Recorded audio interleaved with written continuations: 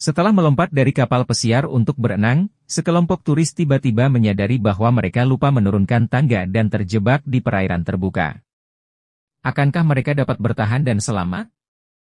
Film ini adalah salah satu film terbaik dengan ide pembuatan yang sederhana dan tidak memakan biaya yang banyak. Namun begitu, film ini berhasil meraih penonton yang meledak dan disukai semua kalangan. Hati-hati yang belum menonton, karena ini adalah spoiler.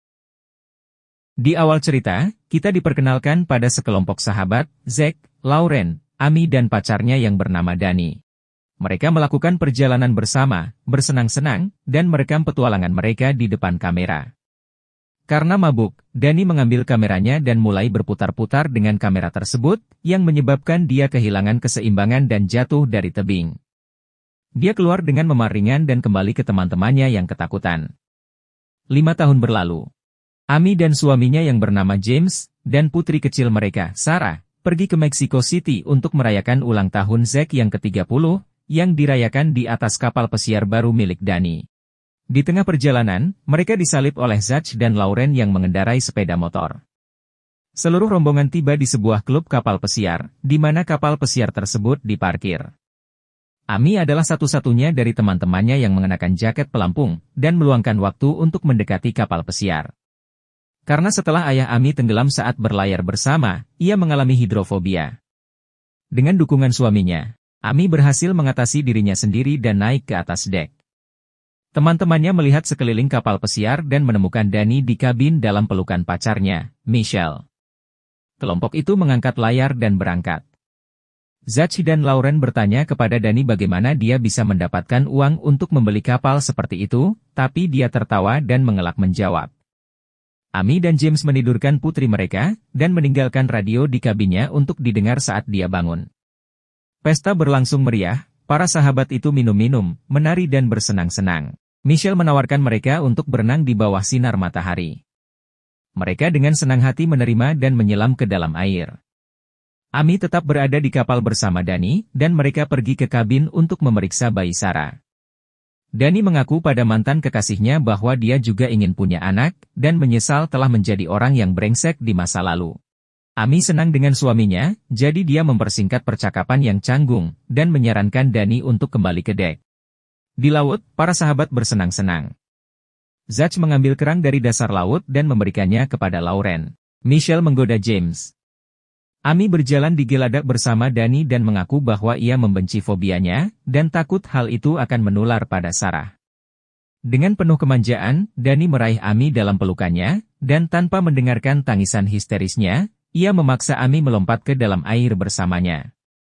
Amy mulai panik, dan kilas balik dari hari kematian ayahnya muncul di depan matanya. Teman-temannya mencoba menyadarkannya, tetapi suara mereka terdengar seolah-olah seperti dari kejauhan. Tiba-tiba, semua orang menyadari bahwa Danny tidak menurunkan tangga sebelum melompat ke dalam air. Hanya Sarah kecil yang tersisa di atas kapal, dan di sekeliling mereka adalah laut yang tak berujung. James menyenandungkan lagu pengantar tidur untuk Amy, untuk menenangkan istrinya. Anggota kelompok lainnya mencoba untuk naik kembali ke perahu dengan melompat dari dalam air. Namun mereka gagal, karena posisi mereka terlalu tinggi. Michelle mulai panik. Karena lelah dan kedinginan, dia mati-matian berpegangan pada lumba-lumba karet. Danny memintanya untuk meminjam lumba-lumba tersebut, agar dia bisa menggunakannya untuk naik ke atas kapal. Upaya ini juga tidak berhasil, karena lumba-lumba mainan itu terlalu licin dan dengan cepat mengempis karena berat badan Danny. Mereka melihat ada bendera yang berkibar di buritan kapal, dan Danny mencoba memegangnya. Dia berhasil melakukannya pada percobaan ketiga, tetapi bendera itu tidak stabil dan tidak kuat menahannya. Amy tersadar, dan semua orang mengambil napas untuk memikirkan apa yang harus dilakukan selanjutnya. Michelle kembali histeris, karena dia mengira ada hiu yang berenang di bawah mereka. Danny menyelam ke bawah air tetapi tidak menemukan siapapun di sana. Meskipun demikian, mereka menyadari bahwa hanya masalah waktu saja sebelum predator akan muncul. Semua orang kemudian mulai menyalahkan Danny, karena terlalu ceroboh tidak menurunkan tangga. Danny menyadari bahwa dia telah mengacaukan semuanya, dan tidak dapat menemukan jalan keluar dari situasi ini. Amy sambil menangis mengatakan bahwa mereka harus menemukan jalan keluar, karena Sarah ditinggalkan di lantai atas sendirian. Michelle terus kehilangan akal sehatnya. Karena kelelahan, dia mulai tenggelam dan mencoba mengambil jaket pelampung dari Amy. Mereka mendorongnya menjauh dari Amy, dan dia mulai mengalami gangguan mental. Lauren menaruhnya di punggungnya untuk menenangkan Michelle, dan membaca doa dengan keras. Kelompok ini menghabiskan lebih banyak waktu di bawah terik matahari. Mereka kehabisan tenaga dan haus. Tiba-tiba, di suatu tempat di dekat perahu, mereka mendengar suara dering ponsel. Suara itu berasal dari jaket Zach yang menggantung. Danny berhasil melemparkan jaket itu ke bawah, dan Zach menjawab telepon, tetapi karena teleponnya basah kuyup, mereka tidak punya waktu untuk menyampaikan apapun. Dalam kebingungan, Michelle merebut telepon dari tangan Zach, dan telepon itu jatuh ke dalam air, membuat mereka tidak memiliki kesempatan untuk mencoba menyambungkan kembali.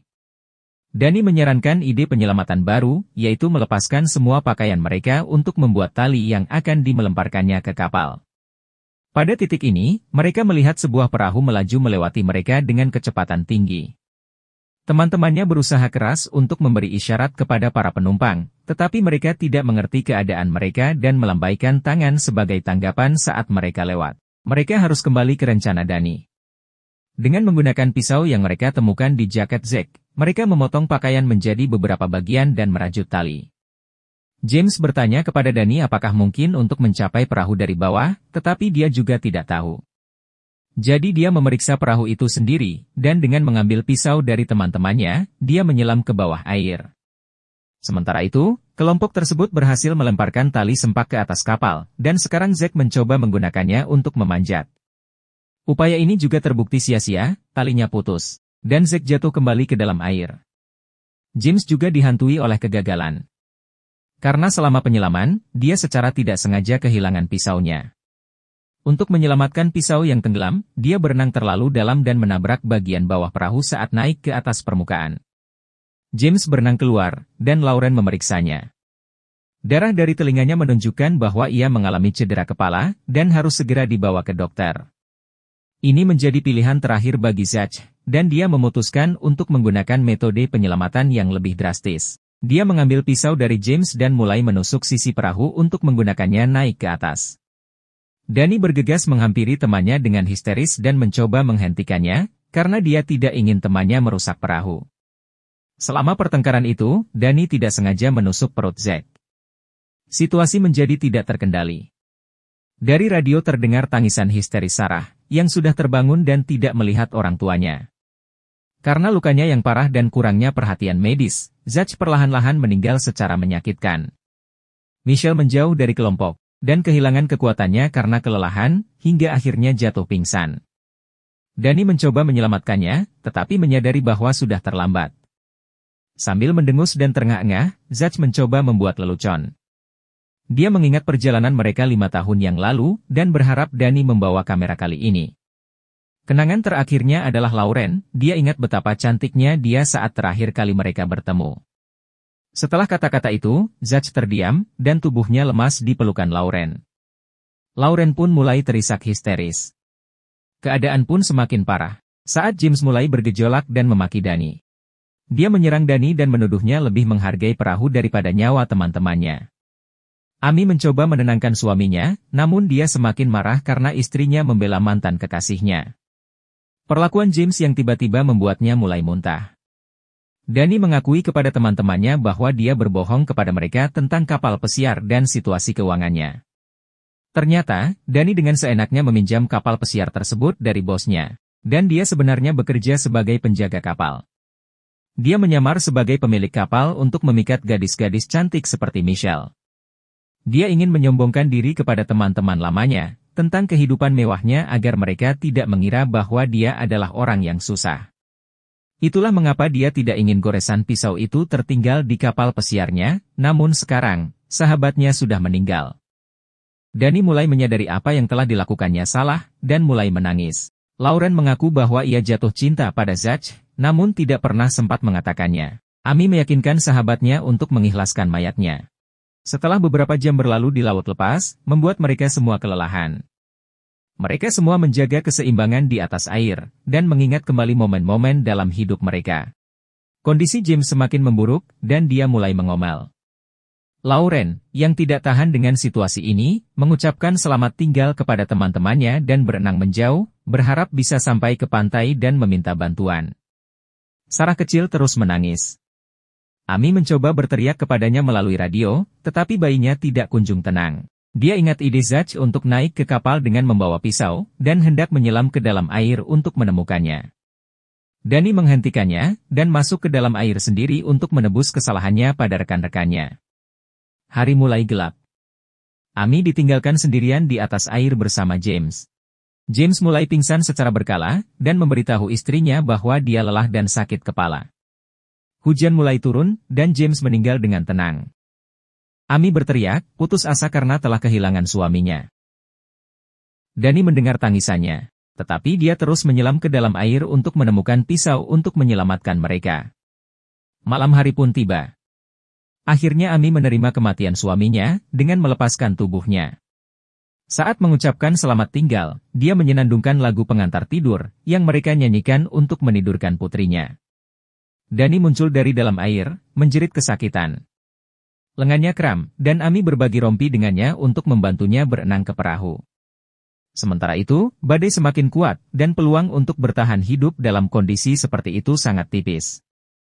Danny merasa tidak berdaya. Menghantamkan kacamatanya ke buritan kapal sekuat tenaga. Kacamata itu pecah, dan yang tersisa hanyalah kacanya, yang kemudian melukai tangannya. Saat itulah dia mendapat ide, bagaimana menggunakan kaca itu untuk menyelamatkan diri. Danny mendorong kaca itu ke celah antara papan dan lorong lipat, lalu berpegangan pada kaca itu dengan tangannya. Dia memanggil Amy, yang menggunakan tangan Danny sebagai pijakan, mencoba naik ke atas kapal. Dia mencoba memegang papan, tetapi hujan deras membuat tangannya terpeleset, dan dia jatuh ke dalam air. Danny memintanya untuk tidak menyerah dan mencoba lagi. Dia naik ke pundaknya dan mencoba memanjat lagi. Danny berjuang untuk berpegangan pada pecahan kaca yang tajam, berteriak kesakitan setiap kali Amy menginjak lengannya. Tangan Amy tergelincir lagi, dan dia terjatuh lagi. Mengumpulkan semua kekuatannya yang tersisa, dia melakukan upaya lain dan akhirnya berhasil berpegangan ke samping dan naik ke geladak. Diliputi rasa haru, Danny tertawa dan berteriak kegirangan. Amy menurunkan tangga dan segera berlari ke kabin, menuju putrinya yang terisak-isak. Danny berpegangan pada tangga tetapi berhenti. Dia dihadapkan pada sebuah pilihan, mengikuti teman-temannya yang telah mati karena kesalahannya, atau menyelamatkan diri. Hingga akhirnya, Danny memilih menghukum dirinya sendiri, memilih untuk mati. Sambil menggendong Sarah, Amy menenangkan gadis kecil itu dan berbaring di sampingnya, senang karena mimpi buruk yang mereka alami telah berakhir. Beberapa saat kemudian, dia menyadari bahwa Danny tidak pernah naik ke kapal. Dia berjalan ke geladak dan melihat sebuah jaket pelampung terapung-apung di atas air. Di kejauhan, Amy melihat tubuh Danny yang tidak bergerak. Dia tidak berhasil berteriak dan mengambilkan jaket pelampung untuknya. Amy menyadari bahwa rasa bersalahnya telah membuat Danny memutuskan untuk menenggelamkan dirinya sendiri. Amy teringat cara yang sama ketika ayahnya tenggelam di depannya ketika dia masih kecil. Untuk mencegah tragedi lain, Amy mengatasi fobianya dan berenang mengejar Danny. Dia tenggelam, tetapi Amy mencoba mengangkatnya. Saat momen krusial itu, kenangan dari apa yang terjadi saling terkait, membuat Amy mengingat akan masa lalunya. Di mana saat itu, Amy kecil juga berusaha menyelamatkan ayahnya. Keesokan paginya, sebuah perahu nelayan mendekati kapal pesiar. Nelayan tersebut berlayar di sekitar kapal yang kosong, dan mencoba berteriak kepada para penumpang. Setelah tidak mendengar jawaban, kapal nelayan itu berlayar pergi. Sarah terbangun di kabin dan mulai menangis. Di akhir cerita, kita melihat Amy berdiri di atas dek, memandang ke kejauhan. Danny terbaring di kakinya dalam keadaan pingsan, yang berhasil dia selamatkan. Kapal nelayan tidak lagi terlihat, hanya suara mesin yang terdengar di kejauhan. Tapi sekarang Amy bisa merasa lega, karena dia selamat, dan bisa kembali ke rumah. Terima kasih telah menonton, jangan lupa untuk like dan subscribe.